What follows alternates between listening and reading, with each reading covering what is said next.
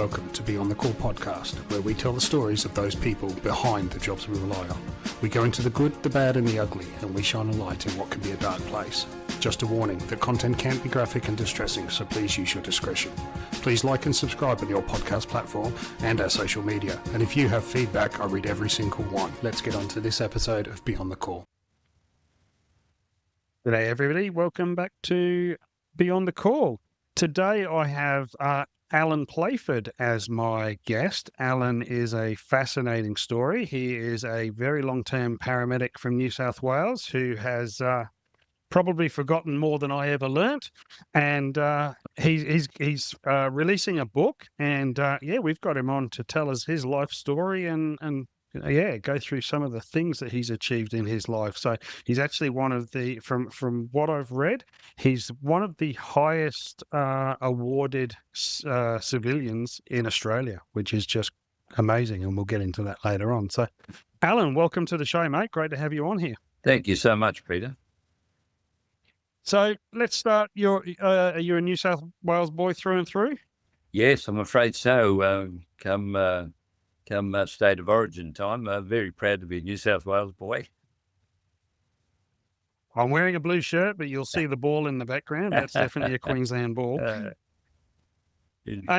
So when did you become a paramedic, and what made you get into to be a paramedic? I guess it takes us back to the year of 1975, and there was no such thing as paramedicine then. And I think that's the way they were comfortable with leaving things. But this upstart of a doctor from St. Vincent's Hospital in Sydney changed all that. And I'd been in the service. They had an honorary sort of component to the service where you worked part-time before you became a full-time officer. And so I had 2 years at that, maybe a little longer than 2 years, because the first paramedicine course started at St. Vincent's Hospital in Sydney in 1976. And course one contained 22 people, of which 11 dropped out with the intensity that Dr. Wright applied to the course. And it was interesting to see his thinking about that, because what occurred was that he would say, I've got all the brains he was the director of Anaesthetics Australia at the time. And he said, look, I've got all the brains in the world downstairs at St. Vincent's accident emergency. He said, but they can't put a cannula in. They can't intubate someone. Someone's got to come in specially from one of the levels in the hospital and do it for them. I want guys that can do that at the roadside or the bedside and don't have to be coached through it. I just know that when they finish this course, they can do it. Who are good with their hands. And essentially, as my wife just interviewed, are good with their hands. So a modicum of brain power, but essentially a lot of physical application to understand how a chest drain goes in, to understand how an ET tube is placed, to understand the different sizes in cannula compared to what you're facing, cardiac arrest or severe trauma or whatever. You know, you don't go to these things and put a 22 gauge in. You go and you're going, as he said, if you're going into tiger country, you take an elephant gun. And so even in the 70s, you were doing intubations and stuff as part of your training. Yep. From February 1976, I think it was the first course that went through St. V's. And look, he was as you got to know him, he was a tremendous human being. But to get this launched, he had to be tough, and it was up to young blokes like us to understand that toughness equated to quality, and that quality he wanted on the streets. He didn't want people coming into those accident emergency centres with excuses, because the medical fraternity was not keen on paramedicine, and he had a lot of thinking about this and a lot of manoeuvring through politics, through the ambulance hierarchy, and the government of the day to sort of get it launched. So that took a lot of tenacity. And when that course 1 came out, they in turn faced a lot of hostility. It wasn't welcomed in the ranks. And the old notion of swoop and scoop, as the notion had been, where, we were single out, so you'd get there to the accident or the bedside, you're by yourself. Somebody had been cardiac arrest. How do you do CPR by yourself? There was no defibrillators or anything. Get them out into the ambulance, appoint somebody who was reasonably responsible around you to drive while you stayed in the back of a bouncing ambulance, applying very mediocre CPR, and inevitably the outcome was, always the same at hospital. So I think as a young amber, you sort of knew what was being asked of you, in that you weren't going to see many successful outcomes, and you would go through your career in that vein. Never a proud service, and had done a whole lot of good since those early days at the turn of the century. But here we are, we're in 1976, and this guy's about to change all of that. So by the time I entered St. Vincent's Hospital for the exams, it was 2 years later, was 1968, and I was in course 6. My wife had difficulty with our first child, and I asked, could it be deferred? I was supposed to go to course 3, then 4. She was still having trouble, so I went to course 6. Arrived in Sydney. By then, the original 5 courses had been through, and the hostility that they met was just astonishing. People that I'd known as within ambos. the health system. Pardon? Within the health system or within the ambulance system? Within the ambulance system. They didn't like change, whatever. Yeah. And then as it seeped through, the daunting expectation of passing these exams, and humiliation if you didn't pass, was perceived by many as something that I won't even undertake, because I don't want to go through that humiliation. So there was a lot of pressure on people. And so Bob had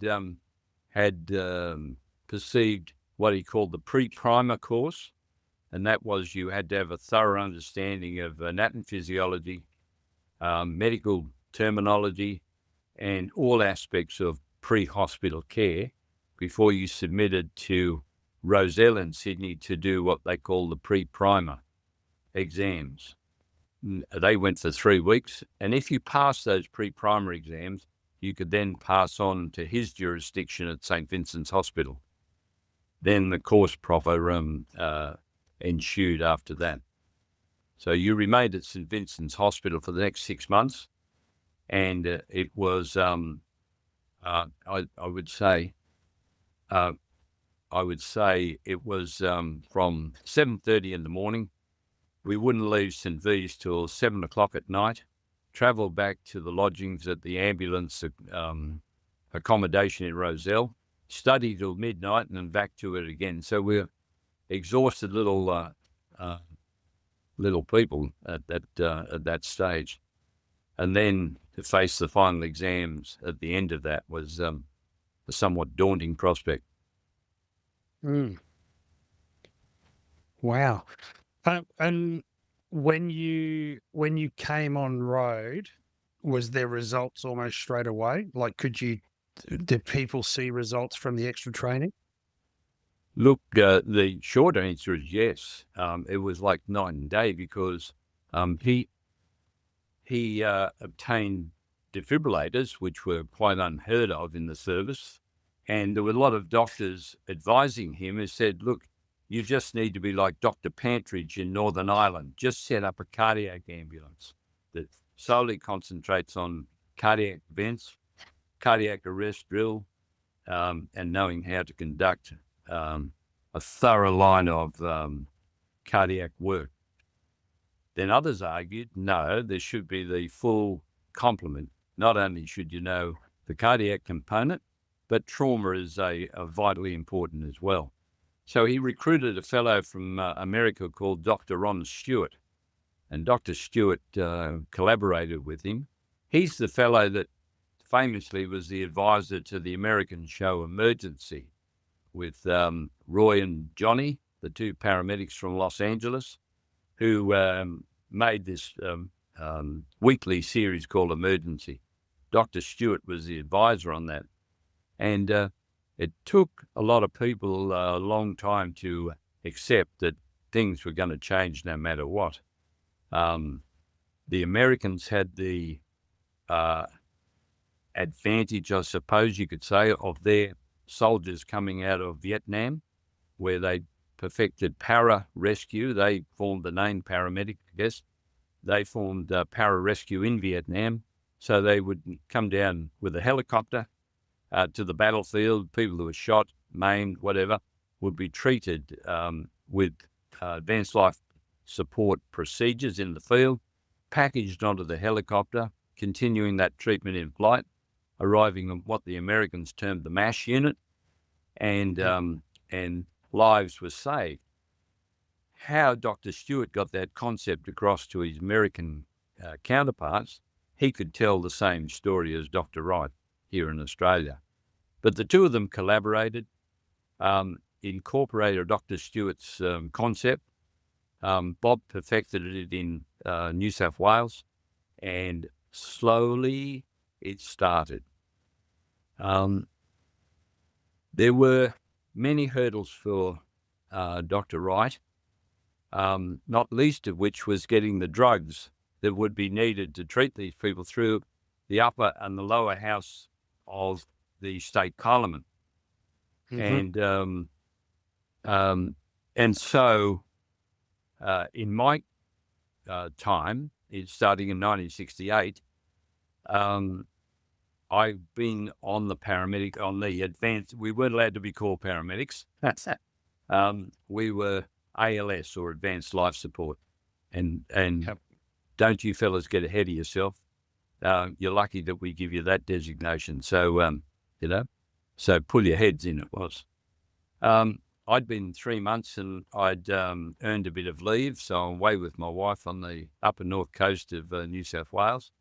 And I got a phone call and they said, Al, I'm just about to tell you about your shortest career in history. So what are you talking about? They said, your career's over. I said, I don't. That's all right. I don't know what I've done to earn that little curiosity. And they said, no, the paramedics are finished altogether. I said, what do you mean? And they said, well, look, a fellow in Sydney called Tony King had gone out to a very famous Australian artist called Johnny O'Keefe. Johnny O'Keefe was selling #1 single records, songs, very well-known Australian artist. And he's in the eastern suburbs of Sydney, and a 000 call indicates that he's not breathing and something's wrong. So Tony King is dispatched to him. The Sydney people weren't allowed to have another paramedic with them. They said, no, you will have an ambulance officer and a paramedic. We're not going to grant 2 paramedics like Bob had asked them, because if you're going to intubate and draw up drugs, decipher what's on the ECG screen, adopt the appropriate treatment, there needs to be 2 of you. And he designated one will be called the electrician, one will be called the gas man. Gas man looks after tubing, airway. Electrician looks after deciphering what's on the ECG screen, drawing up the appropriate drugs after he's cannulated. And so it takes 2 people, not according to the old Ambos in Sydney, who said, no, that it'll be 1 paramedic or nothing at all. So Tony King went to Johnny O'Keefe, found him unconscious, asystolic, and realised that after he intubated him, the only thing that's going to make a difference here, not knowing the history, is adrenaline. So the trucks carried the adrenaline. Tony drew it up, administered to Johnny O'Keefe, and he came back into a viable rhythm and cardioverted. And Tony packaged him up to transport, bagging him all the way to St Vincent's Hospital. The ambo in the front drove the ambulance. Tony's in the back with Johnny O'Keefe. When he got to St Vincent's Hospital, one of the doctors there asked, could he look at his case sheet? And Bob said later, why didn't you just give me a call up in intensive care? I'd have come down and signed the case sheet, all finished. No, this doctor got hold of it and said, you fellows aren't allowed to give adrenaline yet, hasn't been passed. And he'd been watching the whole system very closely. Took it to the Minister for Health, and the Minister for Health was appealed to that he should stop this paramedic or this advanced life support concept and finish it up forthwith. And so where I was on holidays, this phone call came and said, you've got the shortest career on record, Al, you're finished. I said, what? Couldn't take it in. Well, he said the intensive care truck is now parked in the mechanics bay at the back. It's locked up and it's not to be touched. So you revert to being an ambo and think yourself lucky that you've had 3 months, but it's all finished. Mm. So we all looked at one another in Newcastle and said, crikey, what must Bob Wright be going through? So 6 weeks later, there'd been representations after researching the whole event. Sister Valda Wild, who was a specialist at St Vincent's Hospital, and Dr. Bob Wright went to the Minister for Health, Minister Stewart, and convinced him that they should give it another go, that paramedicine does work and you can save lives before they reach hospital. It must have appealed to Minister Stewart because he reconstituted the paramedics on strict provisions that some of the drugs that were in our drug kit be removed that hadn't been through the Parliament. Adrenaline would be approved forthwith, and all those paramedics that passed will be reinstated, and mind you that you behave yourselves. And so paramedicine restarted again. Tony King was punished. A punishment in those days was to be sent to the control room, which was viewed as a punishment.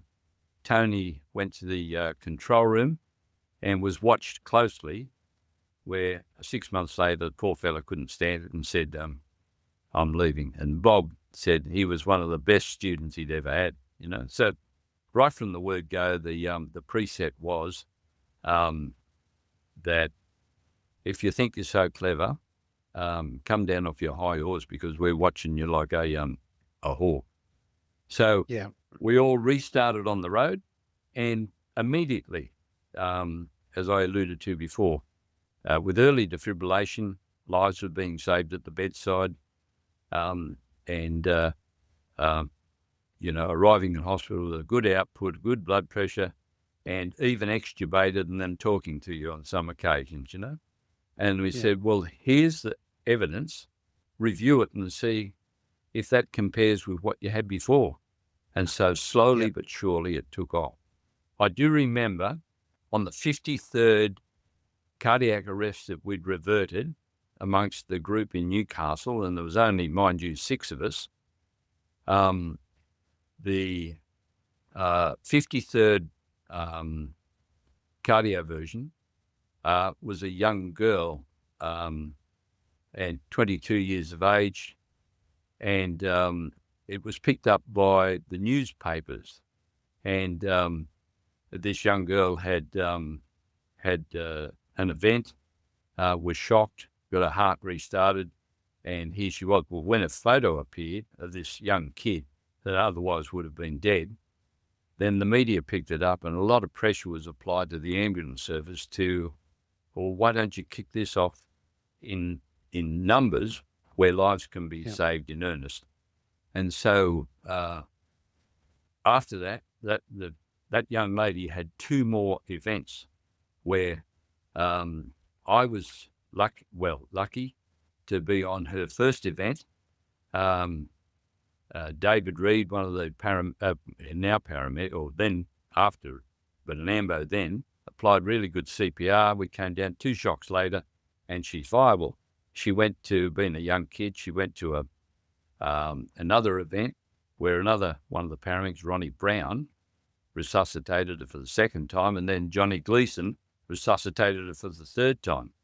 Medical science said, do not have any children. We've just perfected this drug. This new drug's come out called Mexatil, and Mexatil is this wonder medication for people with cardiac history like yourself. Anyway, she was told not to have children. She had 2 kids, married the harbour master of Newcastle Harbour, and lived happily ever after. Well, when the media picked that up, there was an automatic boost, and comment on radio, television, and what have you, added to the viability of the concept. And so this was happening in Sydney and in Wollongong. It wasn't just us alone here. And slowly but surely, the worm started to turn, and that's the way paramedicine kicked off. Yeah, wow. Yeah, it wasn't. So was it only basically your level that carried defibs at that time? And am I right in saying it didn't go widespread until Kerry Packer had his cardiac arrest? No.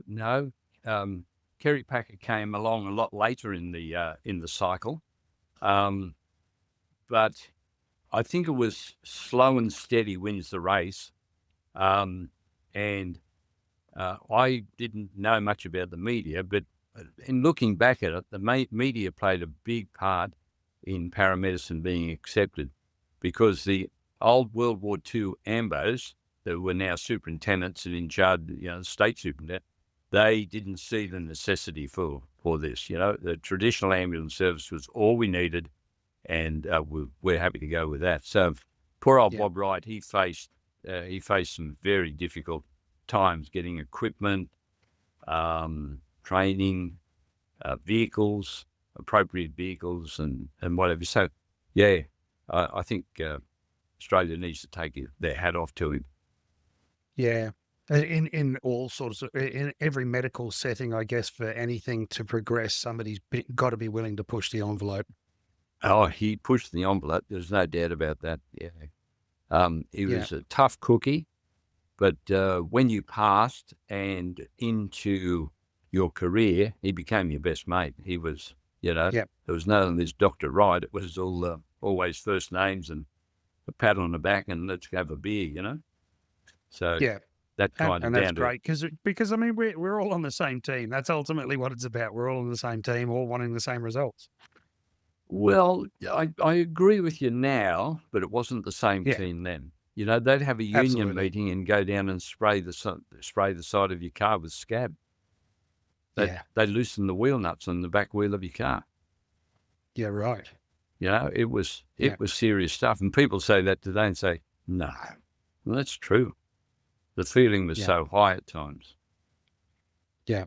And that was particularly evidenced when we introduced helicopters. Yeah, so that was going to be my next thing. So how did you end up with the helicopter situation? Well, there's a lot of us that have been in the Army due to the Australian National Service, and a lot of the boys that served in Vietnam, they'd seen it firsthand, what you'd call a medevac. It was called a dust-off in Vietnam. And so they're on the streets of Sydney, Newcastle and Wollongong, and they're saying, well, instead of these lap dashes by ambulance to a scene 40, 50 k's away where people are trapped in a head-on accident or something or other, why not reduce that time and distance by using a helicopter? And so at that time in 1975, the Wales, it's called the Wales Rescue Helicopter then, which was really just servicing the beaches. in summer. Only flew in summertime, and Okay. and they'd park on distant beaches, waiting for a call, and then somebody swept off at a beach 30 kilometres away, and the IRB would go out and pluck them out of the water and bring them back to the beach. By the time the helicopter got warmed up, took off, and was getting there, the person was back at the beach. And one of the fellows said in 1968, 6 months after I began, he said, "You're in Nasha, and whatever you saw all this, why can't we have you paramedics on board the helicopter?" And we said, "Well, it's run by Surf Lifesaving. Do you think that's possible?" Yeah, we do. So, long story short, they went to Surf Lifesaving, we went to the ambulance, and the firm answer was no, not happening. So, as time went by, there were events where people were trapped on mountains out the back of Newcastle, and the ambos said, "Gee, wouldn't a helicopter have been handy to pluck that person out of there, And and so there was a lot of discussion with a bit of movement, and they said, "Al, this will never happen till you get it to the State Industrial Commission. The AMBO management's not going to move. The AMBOs themselves are having enough trouble accepting paramedicine, let alone a helicopter. So you're going to have to find someone in the State Industrial Complex who will recognise proven technology, and whoever has written about that or can provide expert acknowledgement of that to the State Industrial Commission is when you'll see something happen." So two of us, Jeff Marlborough and myself, were elected by the group to register this with the State Industrial Commission and then see about how it could be implemented. Well, if we thought that was going to be easy, none of it. And so from early 1969, there were half a dozen meetings in Sydney where vehement opposition was the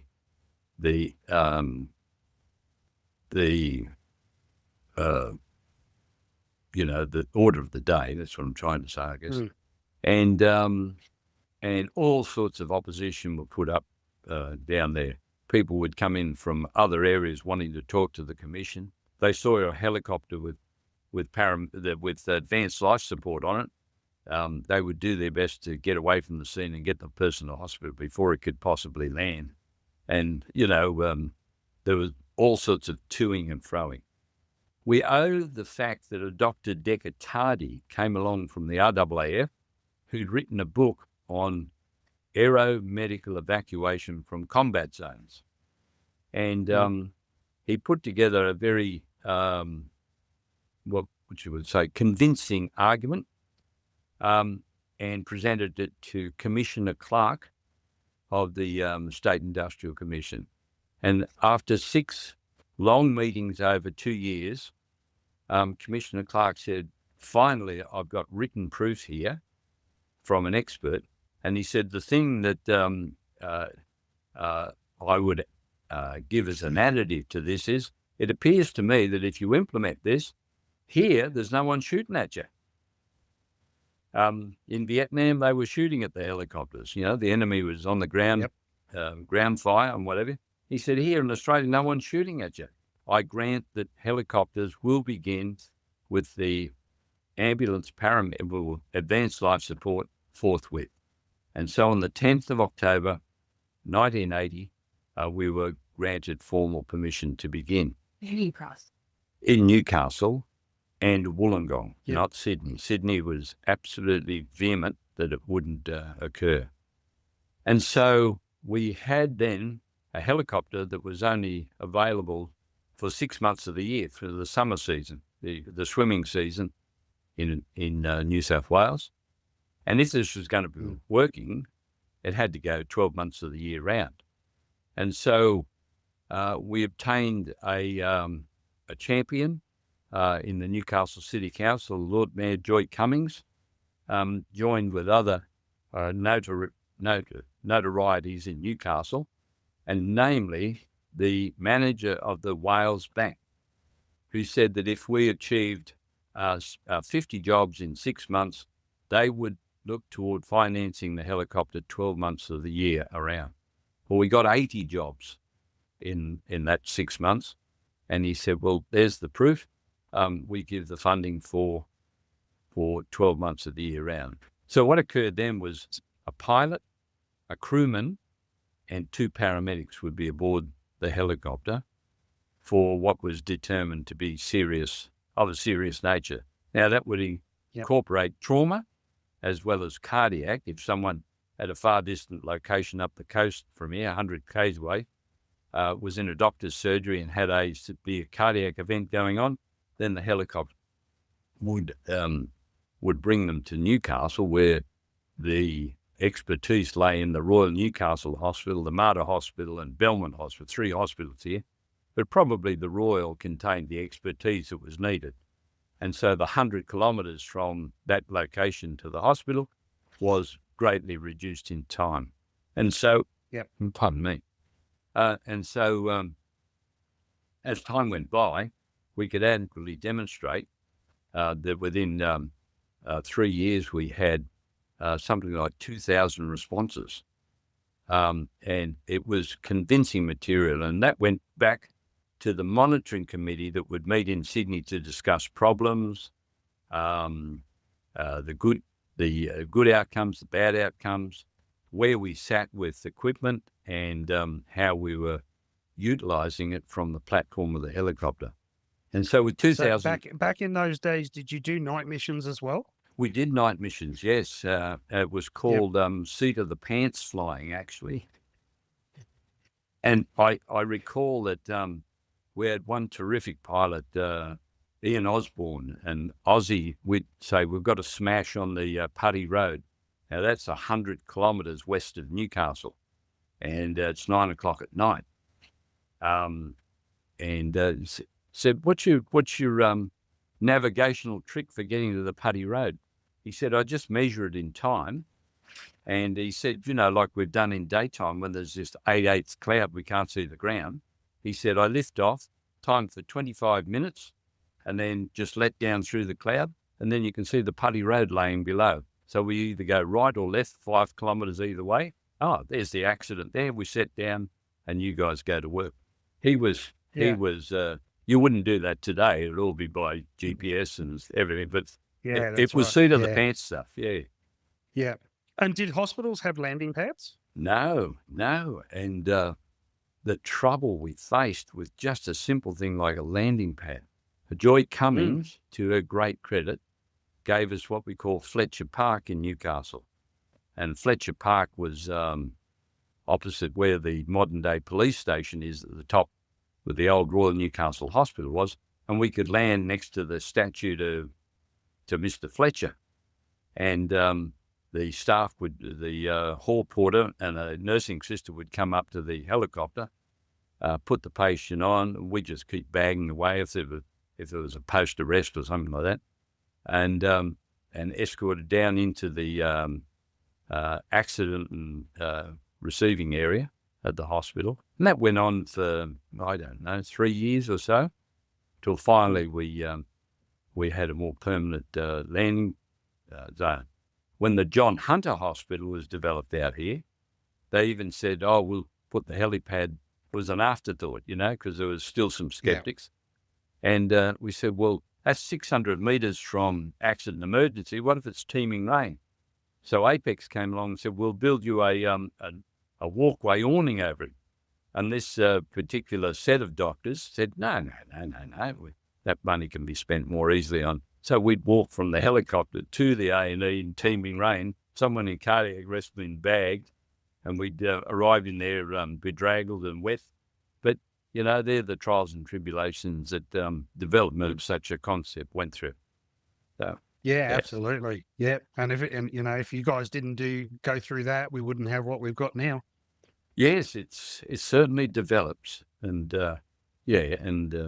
that's, I've contained that in part of the book as well, that early development of helicopters. So, Poor old It's Sydney something languished people on. take for granted so much now, but they've got no idea about the logistics about how to even start that type of thing. And as you've alluded to, most people don't realize how influential wartime is on paramedicine in every aspect. Oh, that's right. It's been the example right through history. You go to World War II, you go to the Korean War, like the MASH series on TV. It was the genesis of helicopters for pre-hospital care, and Yep. and developed more so in the Vietnam conflict. So Yep. warfare, And even now that there's warfare trauma things that are happening that influences now. exactly. Well, even look back to World War One. Dr. Thomas, who invented the Thomas splint. If you were a Yep. soldier and you had a fractured femur on the battlefield, you were dead. You died. Yep. From it. Yep. Dr. Thomas comes along and invents the Thomas splint out of warfare, and suddenly no one dies of fractured femur anymore. Just the simple People thing. don't realise that you can bleed out from a fractured femur. Exactly. I started in 2005, and we were taught Thomas splints, but they were being rolled out for the tractions. They were kind of phased out around 2005. Yeah, and that traction splint has gone through so many adaptations since.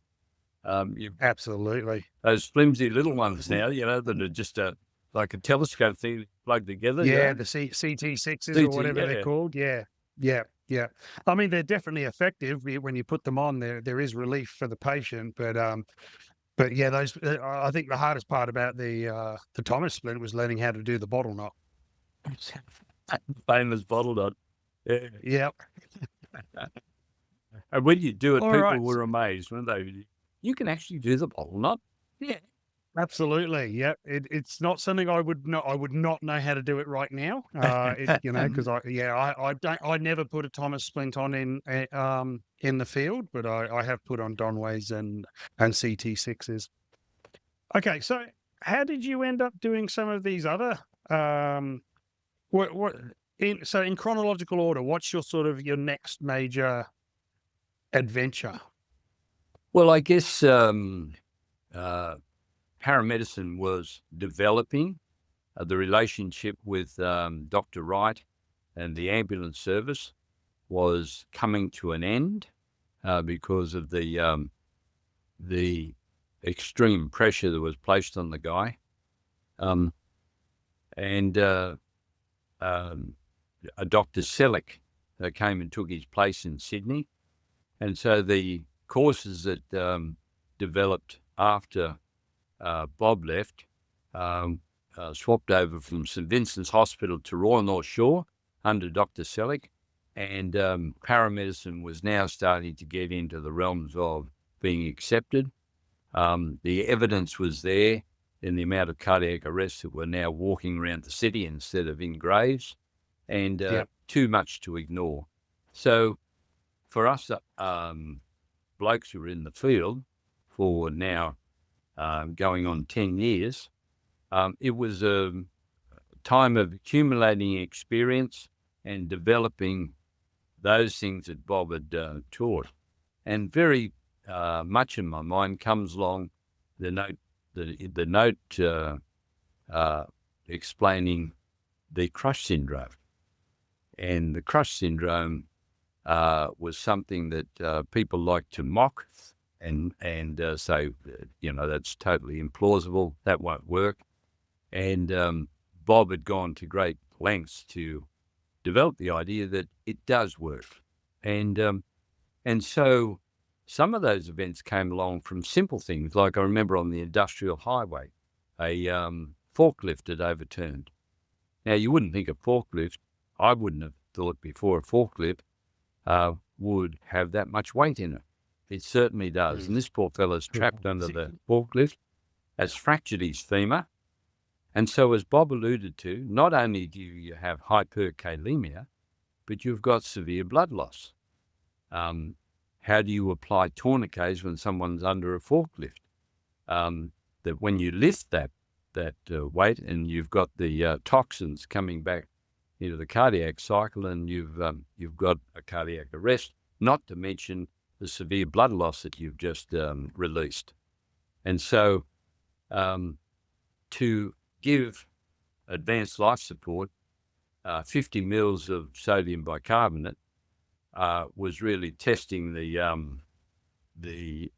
notion that you can make a difference. Really? Sodium bicarbonate? Well, don't forget, you've only got Hemixel as a fluid replacement to obviate the loss of blood.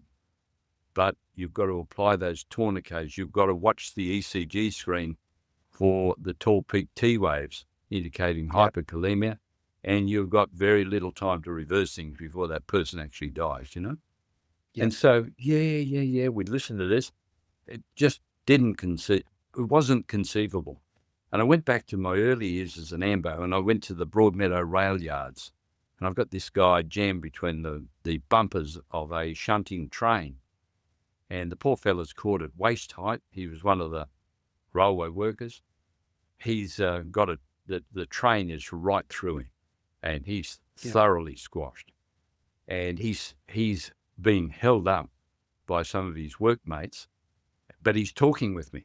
He's talking like we're conversing now, Yeah. And there was no paramedics, no advanced life support in those days. So it came time that the bumpers had to be pulled apart. They were released, and he died immediately. Absolutely. Yeah. So you have that in your experience, and then Bob Wright comes along and says, you can potentially reverse that by doing this, this, and this. And so when I got to the forklift job, I've got Bob Wright's face right in front of me, and the guy's talking to me.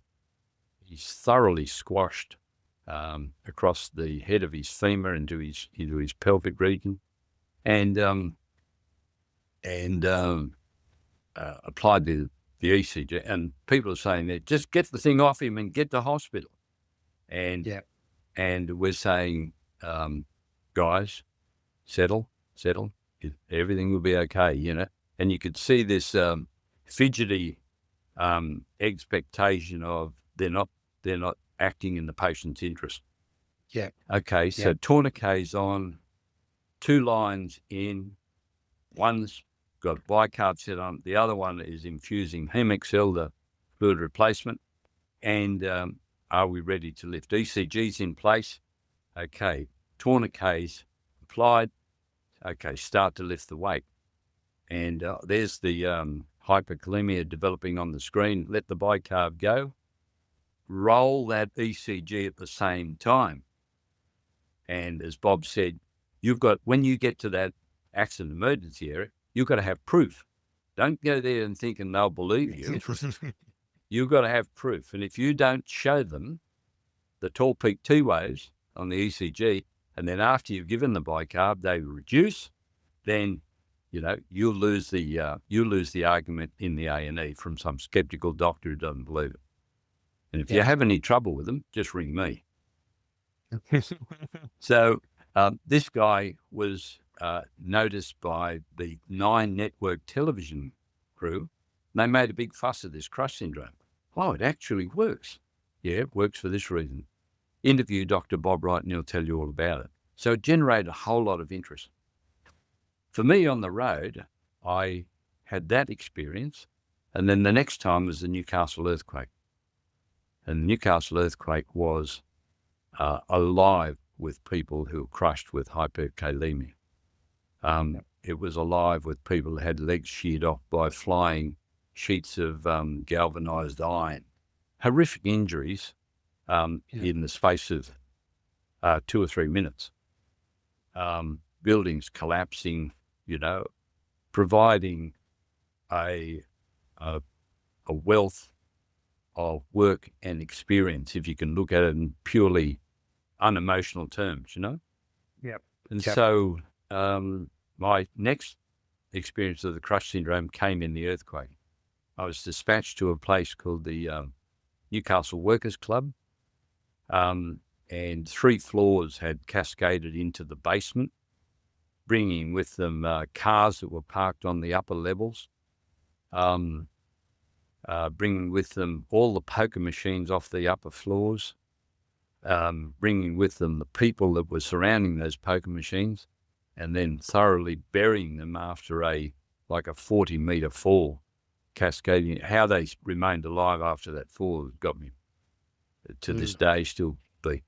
But there were people alive in that wreckage. And so what began was a fellow called Albert Bender was trapped to the waist, and a colleague of mine, Mal Martin, was down there about 20 minutes before I reached the Workers' Club, which was surrounded in the greatest cement dust cloud. On a sunny morning, you could not see through the cement cloud out the front of the Workers' Club. The cement dust just would not settle. There was no wind at all.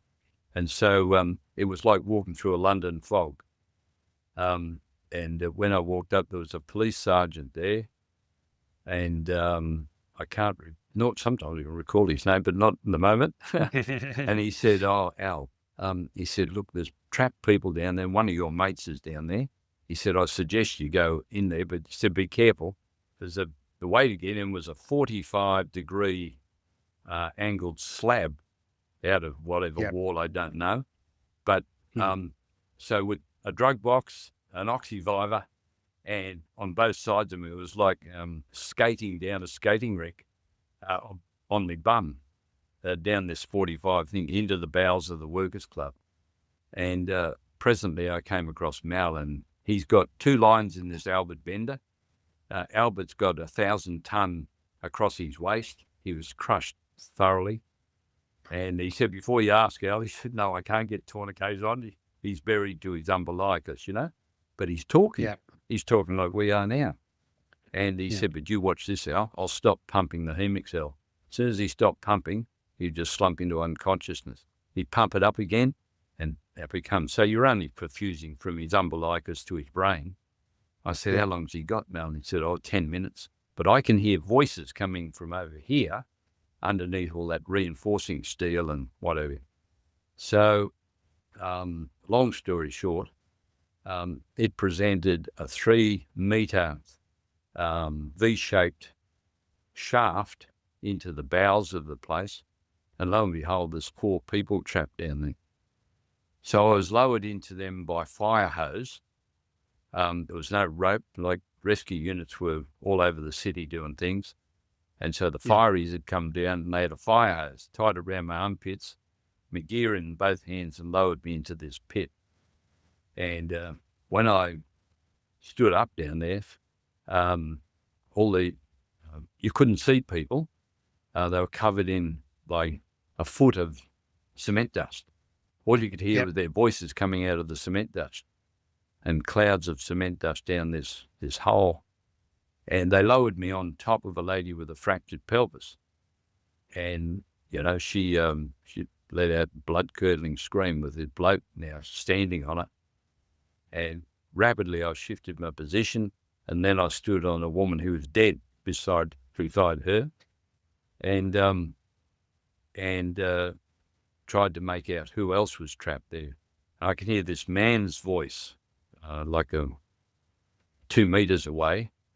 And he said, "Oh, there's a woman trapped on the other, or she's stuck under the cement on the other side of her." So 4 people in total. I thought, I'll have to start the job on this lady that I've just stood on. So fractured pelvis, long job in the cramped conditions. To get the cement dust off was the thing, to even get a vein to appear that was semi-clean, with all this debris and that around. And I was actually standing on the body of the lady beside her, but I didn't know she was there. She's under so much stuff. Welcome of this wife? Yeah. That was Norm Duffy's wife, yeah. Anyway, I've been standing on Miriam Duffy, and I didn't realise. But long story short, got this lady out, tied the fire hose round her, fractured pelvis, and you just couldn't there was no stretchers to get in, no spine boards to get in there. Everything was sort of in the throes of arriving. Got her up by the armpits, and then moved on to the next one. Well, this Norm Duffy kept insisting, he was quite conscious, trapped he was on his from his upper thighs down, but kept saying, when you fix this, mate, I don't know who you are, but when you fix this, we'll be all out in the sunshine together.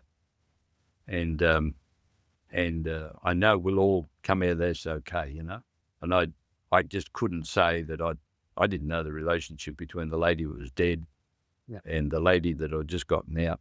I said, well, I'll start on you now. He said, no. You start on the lady on the other side of me. I'm fine, And I said, tell me what fine means. He said, doesn't matter what fine means. Please start on her. I want to see you get her out first. So it was a case of manoeuvring into where this other lady was, and she had multiple fractures and what have you. And it was a case of getting a line into her. I gave morphine like it was water, and eventually got her out. Then I came to concentrate on Norm, and we just talked like you and I, And little did I realise how crushed he was. So I got the ECG onto him, put it up on a corner of the rubble down there, and I can see tall peak T waves. Hello. I got down to where I could get to him, but I just couldn't get tourniquets on. He's trapped right to his pelvis. And so I thought, he's talking to me like you and I are. So, okay, lines in, ECG on, hemic cell flowing because he's got a blood pressure of something like 80, 90 systolic. And I thought as soon as I release, that's going to collapse because he'll just hose out. And if I can possibly get tourniquets on, I don't think I can because the slit to get him out was just so small. And I thought, how do I do this? I've got no lifting gear that will be able to fit in here. So I got down underneath him and with my gloves on, just started paring away at the concrete underneath him and finally got it loose enough. And I thought, my word, I've got to be quick here because the hyperkalemia will, travel to his heart and that'll be it. Got the fire hose under him, told him what I wanted of him, and said to Mal up above me, as quick as you can get bicarb into him because he's hyperkalemic and blah, blah, blah. And he went into cardiac arrest as he got to Mal. Mal put him into a Stokes setter straight out into the centre island where a medical team was, 50 mils of Sodibic, and he turned around on the centre island. I really thought he was passed away. I thought he was dead. And my job then was to get the other deceased lady that was out, turns out was his wife, Miriam. And anyway, when I emerged later that afternoon from the Workers Club, they told me that Norm had survived. I regard it as the best Christmas present I'd ever received. Because in those hours down there, we became friends, and the cross-bantering talk. So how long do you think it was between when you got down there and got him out? What was that again? How long do you think it was that you had got down there and then got him out? Well, I arrived down in there at about 11 o'clock. The earthquake was at 10:30. I was in with him about 11 o'clock, and I got him out at about 1 o'clock in the afternoon. So yeah, right. Yep. Yeah. But he was okay while he remained trapped, But as soon as you release... Yeah, a lot of people, especially if they don't have medical knowledge, don't understand that, once that crush syndrome sits, or develops, you're fine while you're crushed. But it's once you release that crush that things go very pear-shaped. They're very pear-shaped, yeah. And I've been to two in my career, and one passed away in hospital, and one was fine. Yeah. And if you can crack that fine line and achieve the result, it's the most satisfying thing. Like Norm and I remained friends then for the next 12 years of his life. And would you believe when he passed away from cardiac arrest, Neville Greaves, who I was on with, who was my partner to go down into the Workers Club, that was with me that day, passing stuff down from up above and whatever with Mal Martin, Um, 12 years later, Norm had a cardiac arrest at his home. On the rotation of the rosters, I wasn't on, but Neville was. Neville zapped him and got him back again. They packaged him up to the John Hunter Hospital, put him on the helicopter, sent him to Sydney, where he died the following day. But so Nevy got him the second time. You wouldn't read about it. He was a wonderful man. As a multi-CAS situation in Newcastle, did you, because you're on the ground, was that your main role? Was that particular Newcastle Workers Club, was that kind of the end of the start and finish of your bit, or on the earthquake, you mean? Yeah. Probably what I didn't allude to was where I went first. Well, I was asked to go first, was down what we call Beaumont Street. And we had 168 injured. And we had 3 deaths in Beaumont Street. And the remainder of the deaths occurred in the Workers Club.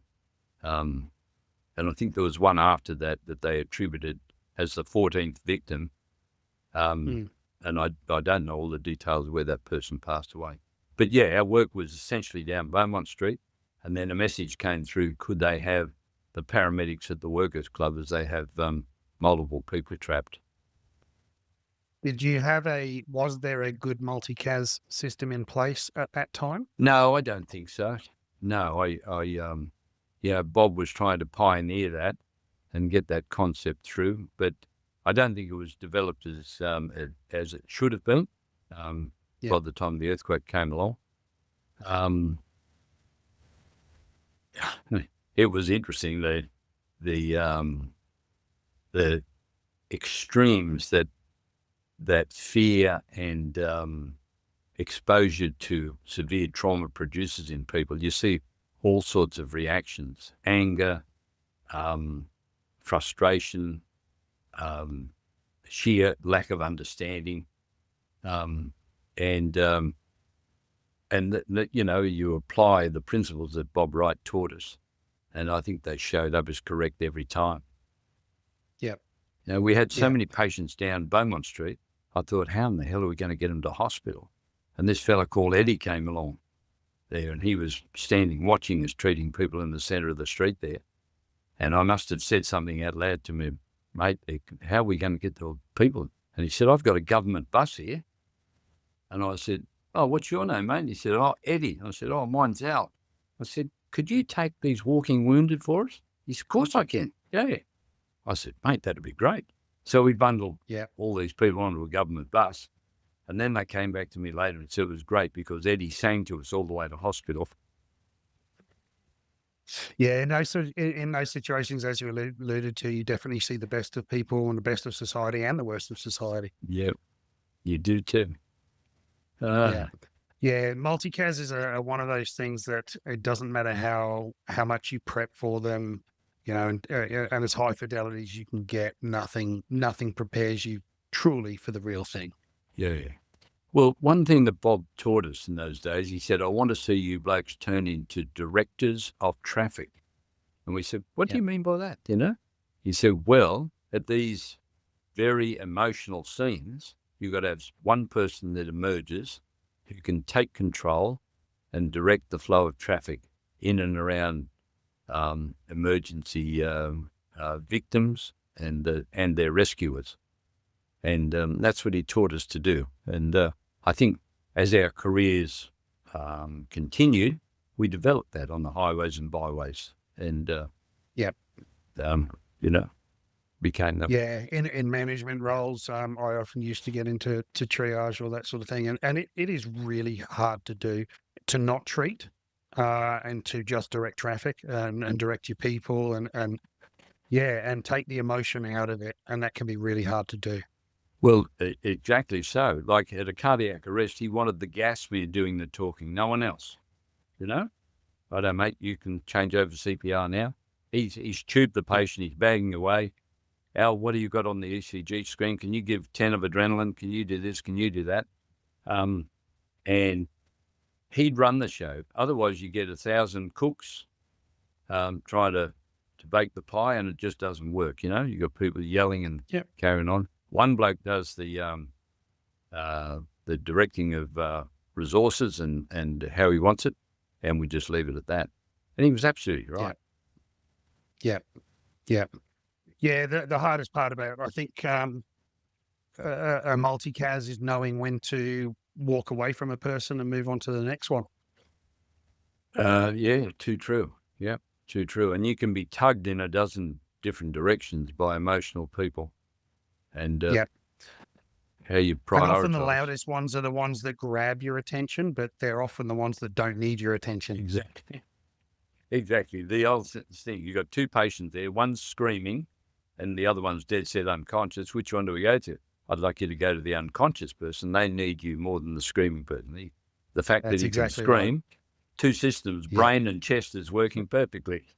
Exactly right. Okay, let's move on to Rwanda. What happened in Rwanda? How were you involved? I was actually at a recertification in Sydney. Paras had to go back. We were now called paramedics, by the way. and Johnny Gleason and myself were at recertification in Sydney. And they came to us somewhere during that week and said, the United Nations has made a request of the ambulance service, and they would like the relatively new notion of paramedicine to be tested out in a war zone. We would like to see some volunteers who would volunteer to go to Rwanda. And everyone said, "Where's Rwanda?" It was not on our radar sort of thing in Australia, I guess. And long story short, John Gleason, myself, and a fellow called Kerry Thompson volunteered to go, and we were duly selected that we would proceed to Canberra for a briefing, and then we placed on an aircraft and make our way rapidly to Africa. So could we take equipment with us? No, that'll be provided in Africa. There was a lot of logistics, and we would work essentially with Médecins Sans Frontières and Care Australia, and be under their auspices for our own safety and what have you. And the Australian military they're not there yet, but they will come and they will offer assistance to you wherever it's needed by yourselves, So long story short, myself and Kerry proceeded to Rwanda, and John Gleason was detained in Australia for politics. It affected poor old John because he felt he'd let the team down. He hadn't let the team down at all. It was just politics here, which would probably take me too long to describe. But nevertheless, we arrived in Africa in the famous Entebbe airport in Uganda. And then the Americans were not allowed to operate in Rwanda because they'd just been in Somalia, and probably the hit movie, I think it was, Black Hawk Down. Yep.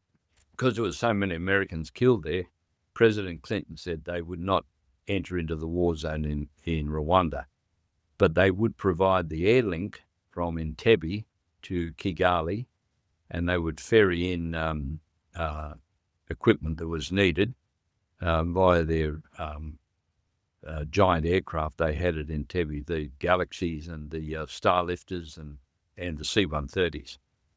So they teamed me up with a Victorian paramedic, Angus McDonnell, who was a Micah from Melbourne, and we were Micahs, as as the description goes on in New South Wales.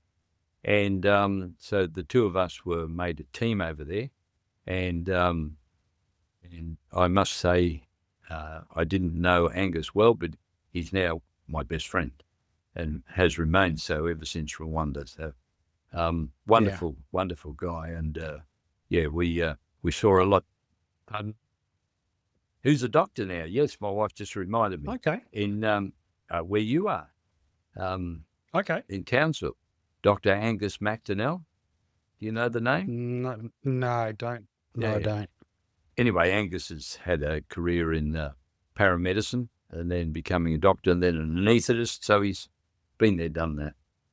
Yeah, wow. So Angus and I lobbed into Kigali, the capital in Rwanda, via the Americans, shipping in our gear, and then back to Entebbe to be told the last plane can't take the ambulances. You'll be driving them from Kampala in Uganda down into Rwanda.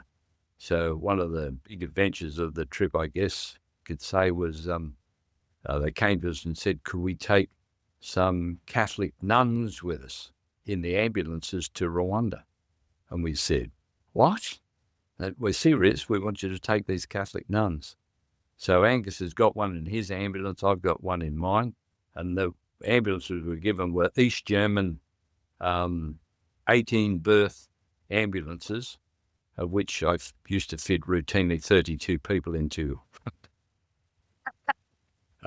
Mass casualty on the road. But anyway, we drove across the equator into Rwanda and arrived in Rwanda to just massacre. It was 55,000 people dead in the streets with the dogs eating them. Oh, wow. And it was mass casualty on steroids. The cruelty that we witnessed was just beyond compare. It's just astonishing by Western standards to see someone could be that cruel to somebody else, Yeah. So are we talking sort of more bladed weapons or explosions or gunshots or mixture of everything? it was a mixture of everything. There were like pamphlets distributed of the discarded munitions and weapons that you would come across set up as booby traps. So anywhere right. you went, you had to be very, very careful, like entering dwellings for wounded people that were reported there. It could be a trap, with munitions that were rigged up to explode. And then the barbarism that just went on in front of you in the streets of people being hacked to death with a machete. And so there was work aplenty. Yeah. Yeah. Who were you responsible for? Just like who directed you? Like, where did you take them? There was a United Nations control set up. Initially, you would just take them to an orphanage where some of the nurses that accompanied us in would carry out triage and treatment there. And then Médecins Sans Frontières came in and set up in Kigali Hospital. The Canadians and the Brits were already established. They were wonderful. So their R8 regimental aid post would take wounded and what have you. Became very good friends with the Canadians and the British. And Australia wasn't there at that stage. That came a little bit later. So we were busy treating, transporting, and restocking and going again. And, just all day, every day. How long were you over there for? 5 months. Wow. Yeah, it was, I thought the first 3 weeks I had to go home. I don't know how much more of this I can take. But I think gradually I got a mindset of where I can cope with this. And I think that was set up by Angus and I being involved in the streets and what have you at home, where, trauma was the order of the day for those early paramedics. And we'd learned a lot of those values and whatever, how to conduct ourselves from Bob Wright, and came to the fore in a desperate place like Rwanda. Yeah. How did Rwanda change you? Badly. Yeah. I don't think one realises the extent that you will be affected, and you keep denying it to yourself and saying, no, I'm good, I'm okay. And there's so much work presented in front of you that you just have a mindset to keep going. And when you come to stop, when you come home, it hits you like a tornado. And psychologically, it's hard to rationalize. Yeah. Is it also hard to integrate back into sort of like a Western society and the stuff we take for granted? It was. And I had a very unsympathetic management who said to me that we were going to charge you with being absent without leave, because the sheer volume of work we were asked by Care Australia to extend our.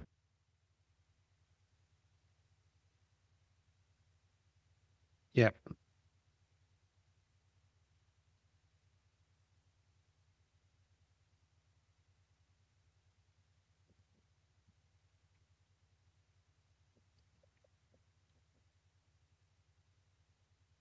Yeah. Yeah.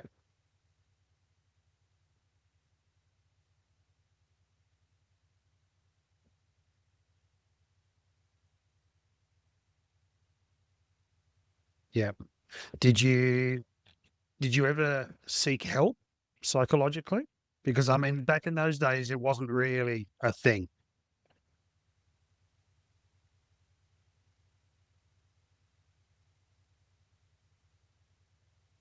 Yeah. Yeah.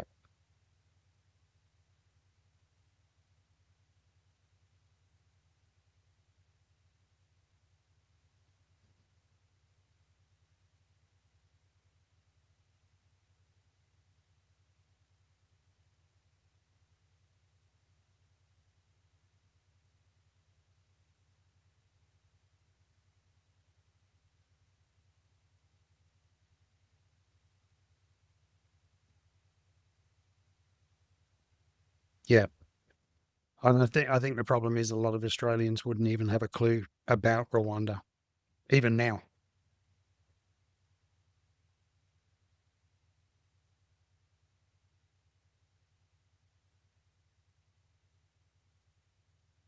Yeah.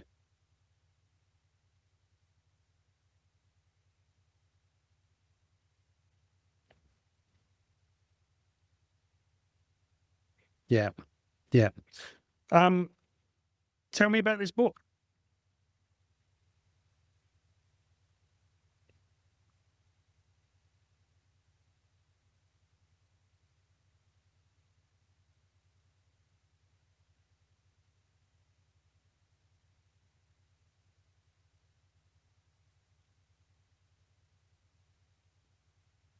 It's okay. So what's the book called?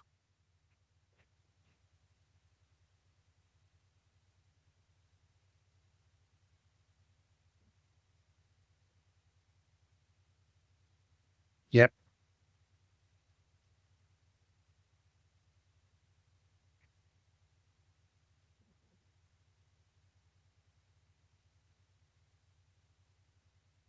Yeah. Shout out to Penny. Penny was the one that got me in touch with you, and yeah, she was your co. Yep. Yep.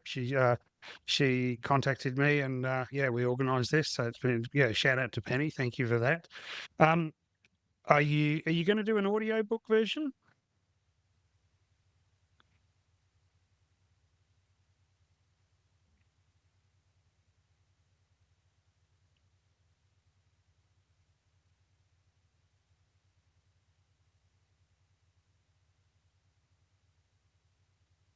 Yep.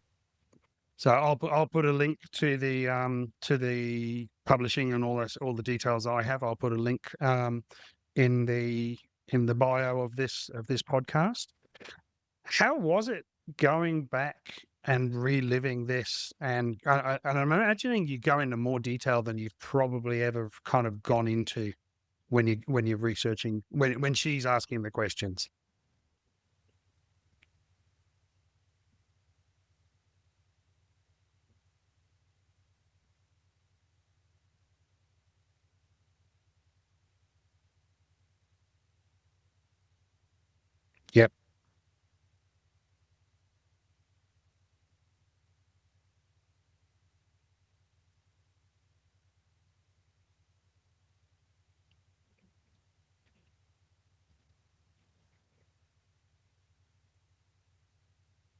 Yep.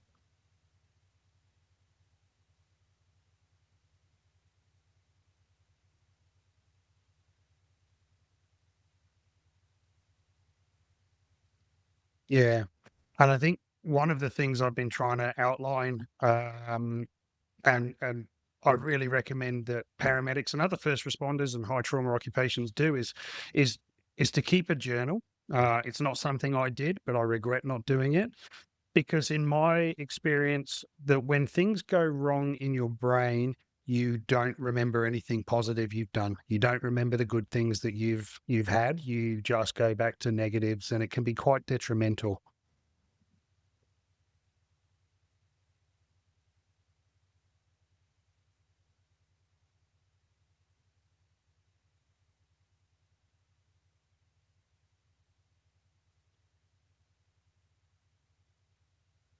Mm.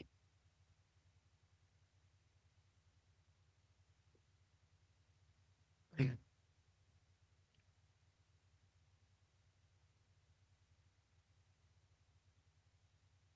Yep.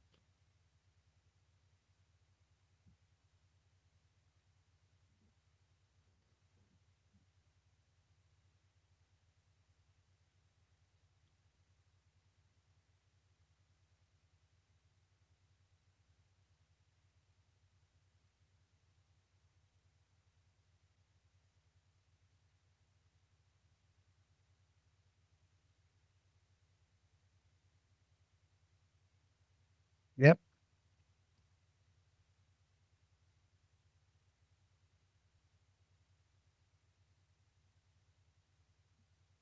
Yep.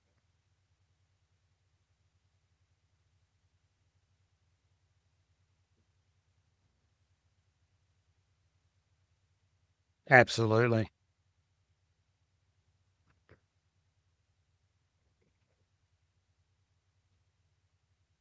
Yeah. And obviously we can't, we can't use report forms for patients in Australia. We can't keep them at home. That would that would not be welcomed.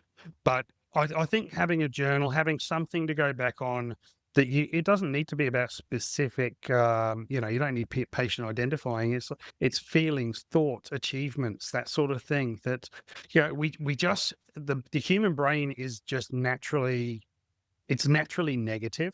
And I think sometimes we need to remember the positive, and we need to save the positive. We save the negative easily. We need to put energy into saving the positive.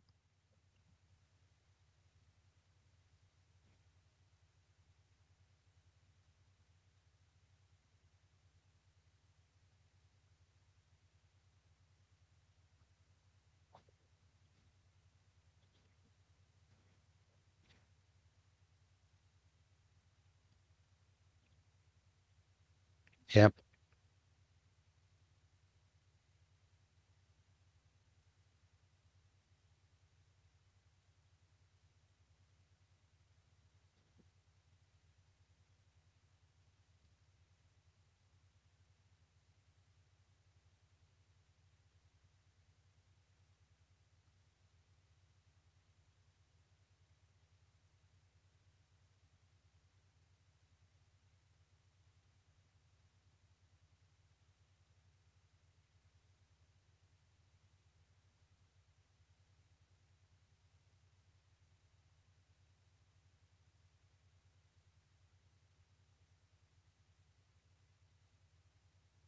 Yep.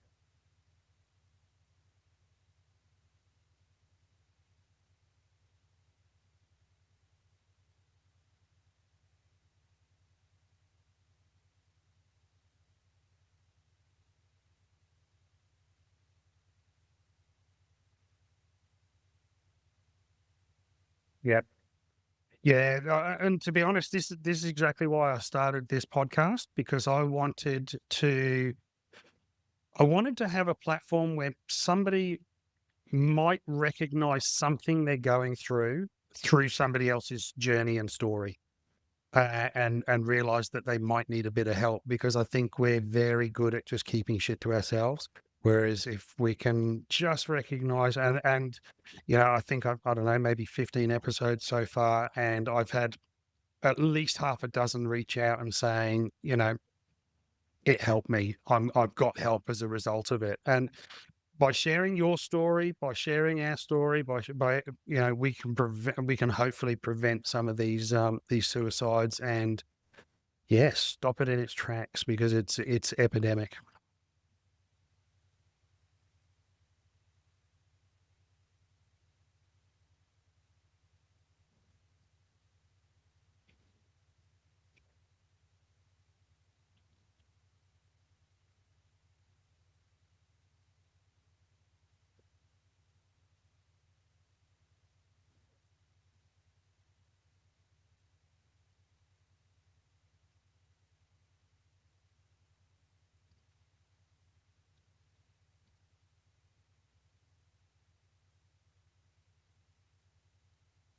Yep,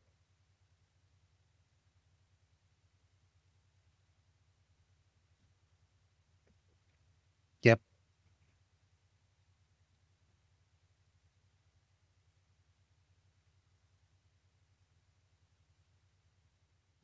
Yep. And I think the other thing you need is you need some the resilience that a little bit of life experience gives you. You need to know how to look after yourself, and don't get me wrong, it's not a blanket shield that you can still get broken no matter what. But I think if you're 20 years old, you haven't lived outside of mum and dad's place, and then you're going to uni, you're coming out, and then you're seeing what can be some bloody awful stuff. Not only just from accidents, but from what people can do to each other and treat each other. It's yeah, I don't know. I don't know how I was 27 when I started. And I'm bloody glad I was 27.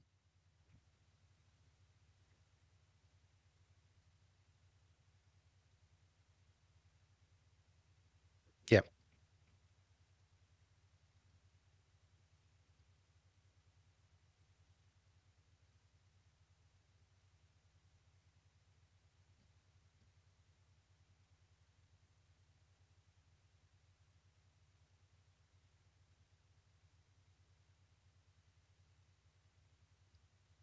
Yep.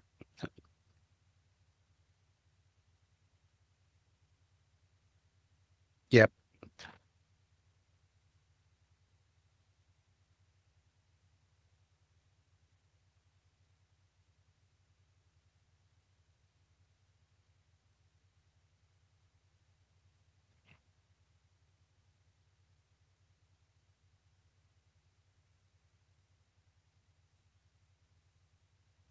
Yep.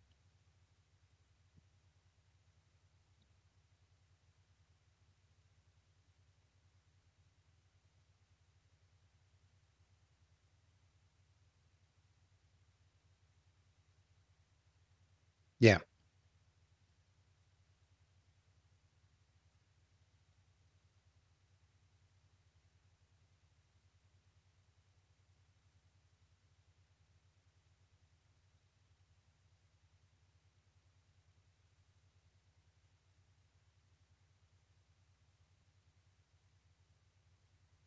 Yeah. Yep.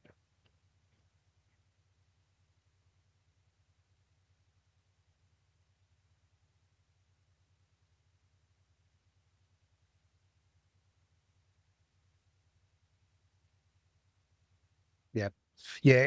It's the best job in the world being a paramedic, but it's bloody tough.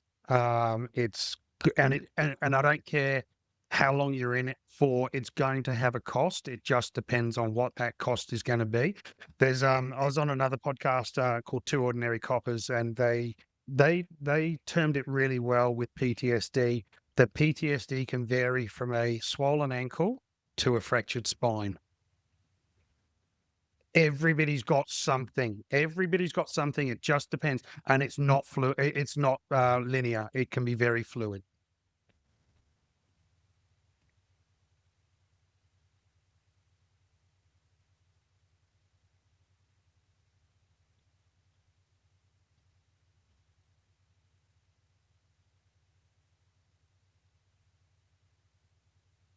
Yeah. Yeah, I'm a firm, people who've listened before will know I'm a firm believer that we need to offer more help to paramedics when they are hurt by their service, all first responders, not just paramedics, all first responders, because arguably we see more trauma than most veterans you've probably seen more than 1,000 paramedics just in Rwanda. But we need to look after our people afterwards because it is a traumatic job. We are getting hurt, and there is a cost for everyone who is a first responder. We see abnormal stuff. I'm not saying don't do it. I loved it. I'm privileged, and I am gutted that I can't do it anymore. But go in with your eyes open.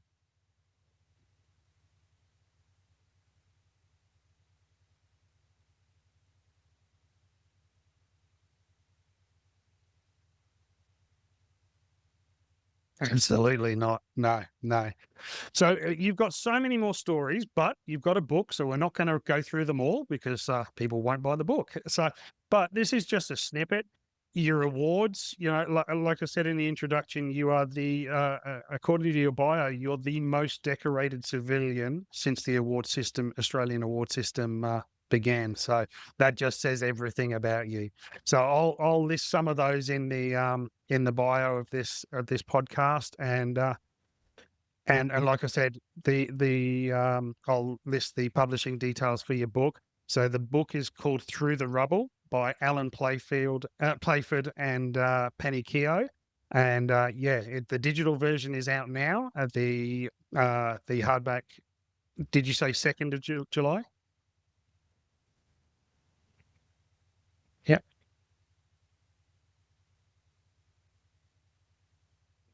No worries. If you want to be put in touch, please give me a shout, and I can put you in touch with Alan or Penny. And yeah, please get around it, support it, share the story.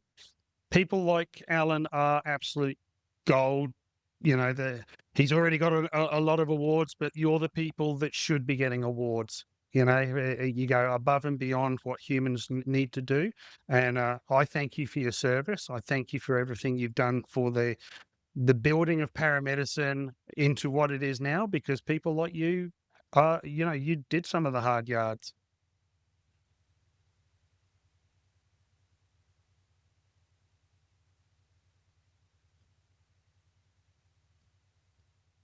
No worries at all.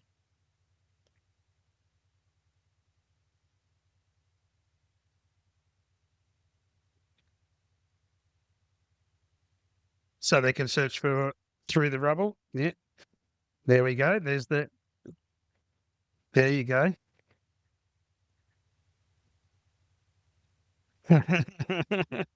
Looks great. Looks great. So Alan yeah, it's been an absolute pleasure to talk to you, mate. I really do appreciate you taking the time. I wish you every luck for your book, and I'm more than happy to have you on and share some more war stories, but I want people to buy your book and really, yeah. And then if you want to go into more details down the track, I'd love to have you on again. All right. No worries. Thanks, everyone. If you've got any feedback, please contact me, contact@beyondthecall.au. Yeah, I'll see you at the next one. Thanks, guys. Thanks for listening to this episode of Beyond the Call. If you like what we're about, please make sure you subscribe, and if you can leave a review, that would be appreciated. If you have feedback or suggestions for future guests, please contact me via my socials. Please share with your networks and help me expand my reach. It's a great privilege for people to share their stories and allow us to go beyond the call.